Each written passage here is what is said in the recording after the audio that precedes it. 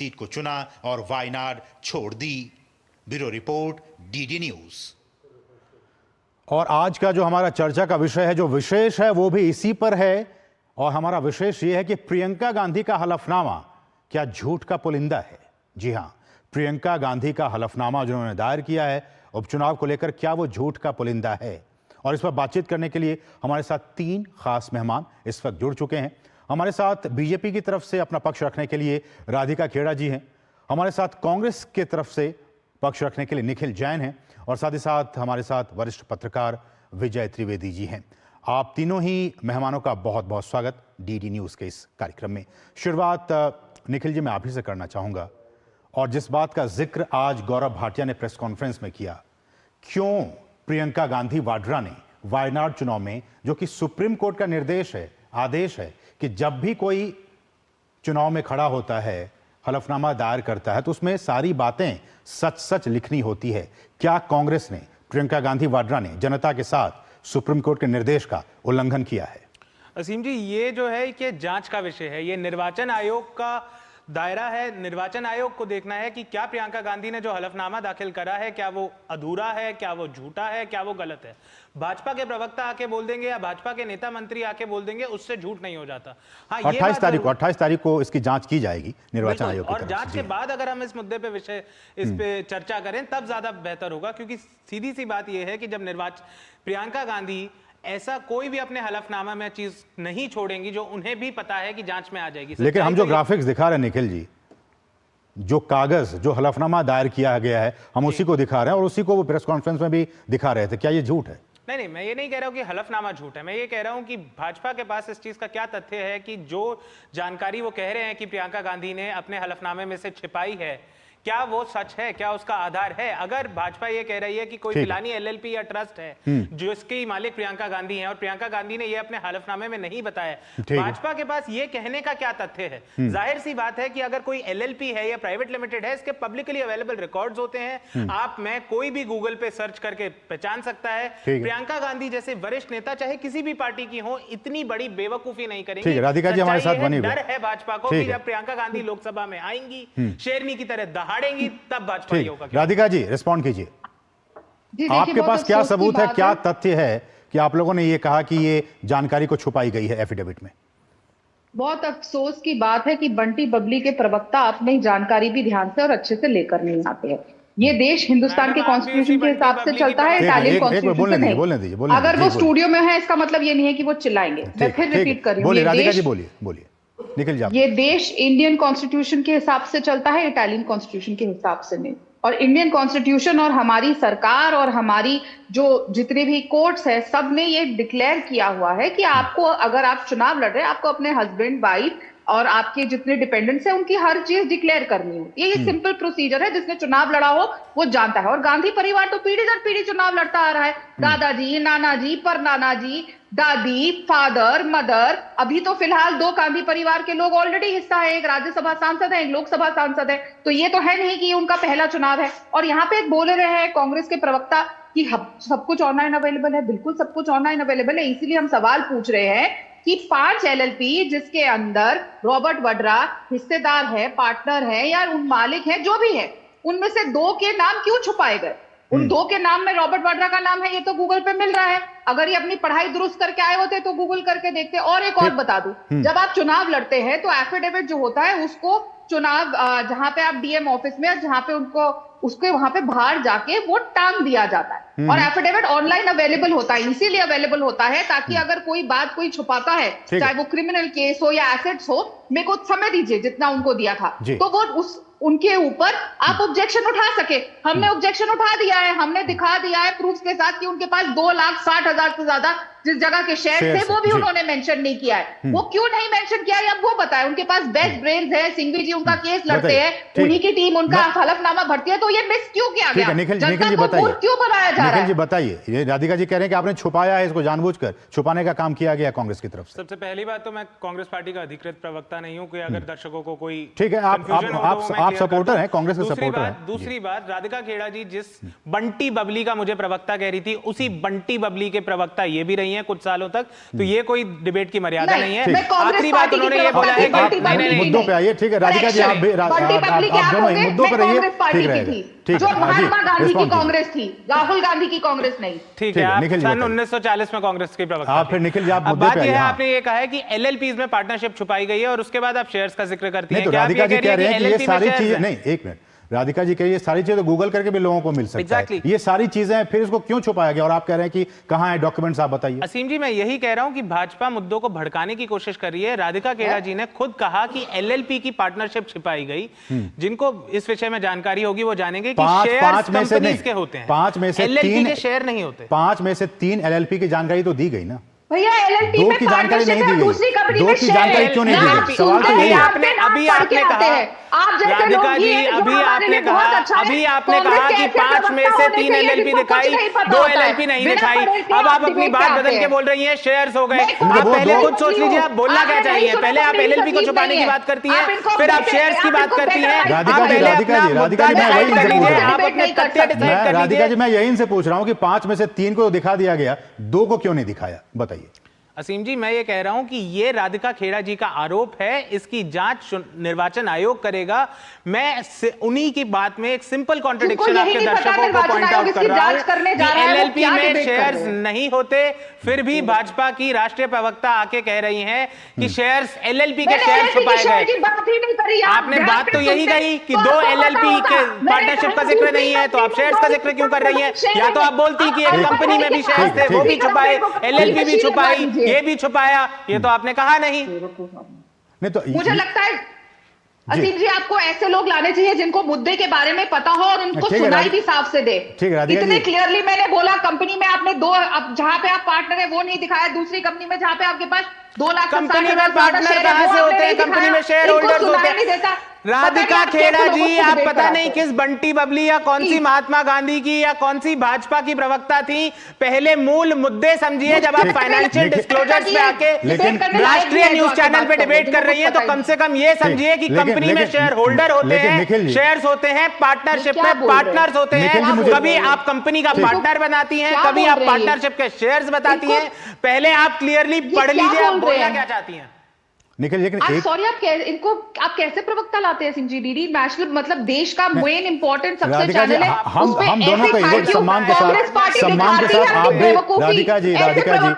राधिका जी आप भी उतने ही सम्मानित मेहमान हैं, ये भी हमारे लिए सम्मानित, हम सबको एक सम्मान देते हैं। आप व्यक्तिगत मत होइए। मेरा ये सवाल है निखिल जी आपसे कि आपको तो वैसे मैंने पहले ही कहा कि सुप्रीम कोर्ट का निर्देश है कि कोई भी जनप्रतिनिधि अगर जा रहा है, चुनावी राजनीति में आ रहा है, तो उसको सारी चीजें जनता को जानने का यह हक है।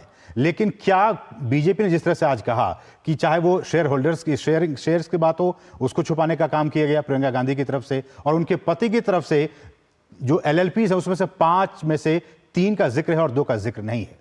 क्या ये सुप्रीम कोर्ट के निर्देशों का, आदेशों का उल्लंघन नहीं कर रही है कांग्रेस पार्टी? असीम जी, मेरा पॉइंट सिंपल सा है कि जो आप कह रहे हैं कि प्रियंका गांधी ने अगर किसी कंपनी में जो उनके पति के शेयर्स हैं या फिर किसी एलएलपी में उनका कोई पार्टनरशिप स्टेक है, अगर ये प्रियंका गांधी ने छिपाया है तो ये जांच का विषय है। और मैं 28 तारीख का इंतजार करूंगा कि चुनाव आयोग, निर्वाचन आयोग इस पे क्या कहता है। जांच की जाएगी, नामांकन पत्रों की जब जांच करी जाएगी अधिकृत तरीकों से, तब तक का मैं इंतजार करूंगा। भाजपा जो एक विपक्षी पार्टी है, केवल उनके आरोप पर मैं ये नहीं कहने लगूंगा कि सुप्रीम कोर्ट के ऑर्डर की अवमानना हुई है या फिर प्रियंका गांधी ने झूठ बोला है या फिर लेकिन राधिका जी कह रही है सारी फैक्ट्स तो आप गूगल पे भी कर सकते हैं, वहां सारी चीजें मिल जाएंगी, किस किस में उनका एलएलपी है और कहां शेयर्स हैं, ये सारी चीजें तो पब्लिक डोमेन में हैं ही।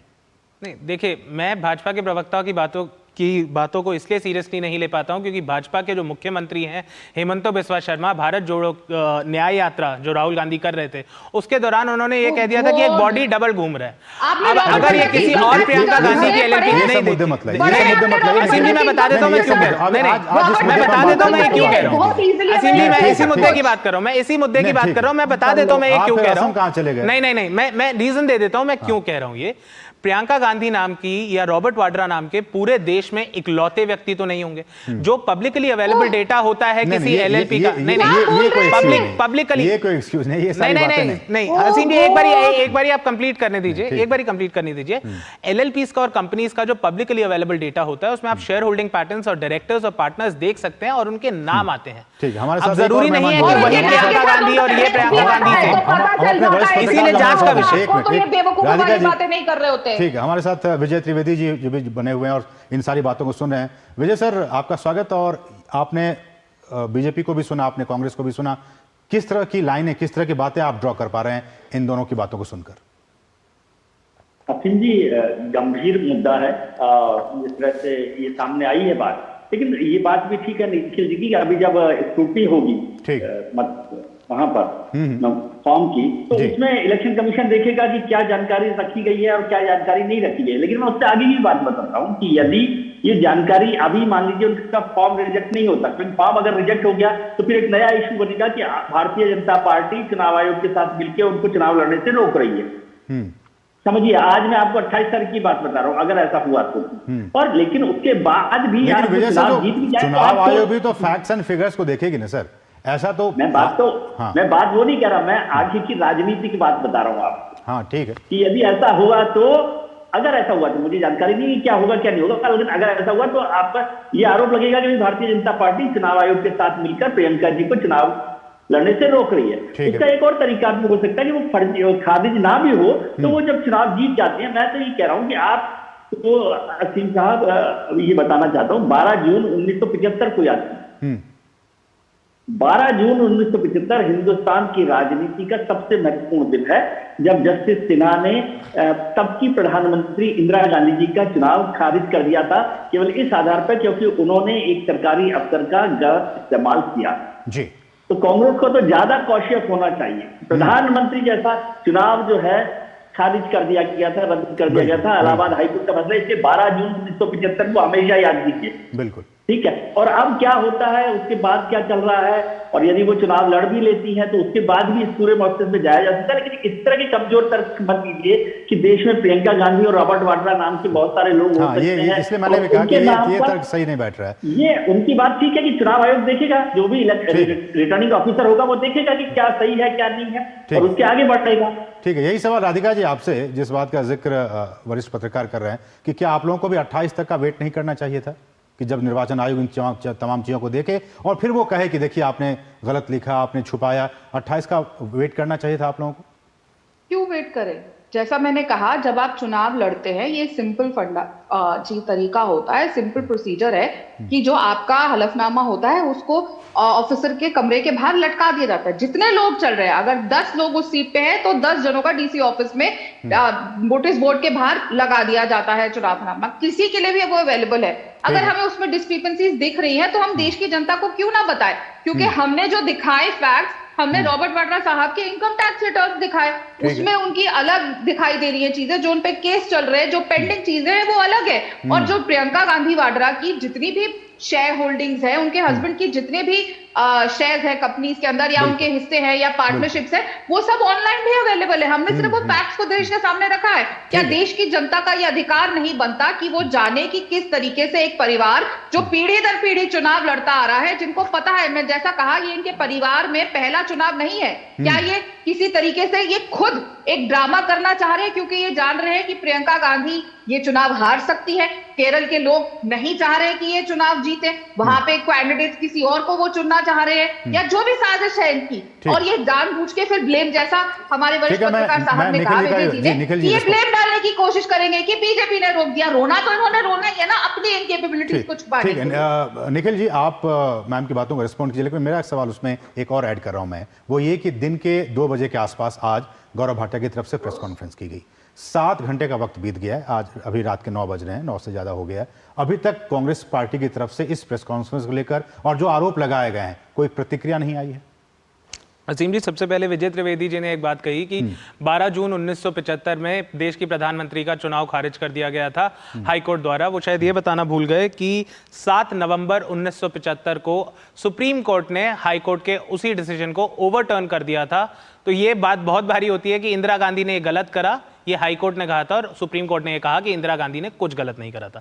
अब रही बात मेरे पिछले तर्क की जो मैं ये दे रहा था कि कई सारे प्रियंका गांधी और कई सारे रॉबर्ट वाड्रा जी क्या कह रहे हैं विजय सर, कुछ कह रहे हैं? ओवरटर्न करने के साथ सुप्रीम कोर्ट ने प्रधानमंत्री जी को वोटिंग राइट्स भी नहीं दिए थे। आपको यदि याद हो तो, यदि आप उस पर ज्यादा जानते हैं, जानकारी हो, तो ये भी जानकारी होनी चाहिए कि सुप्रीम कोर्ट ने प्रधानमंत्री रहते हुए भी उनको संसद में वोटिंग के राइट्स नहीं दिए थे।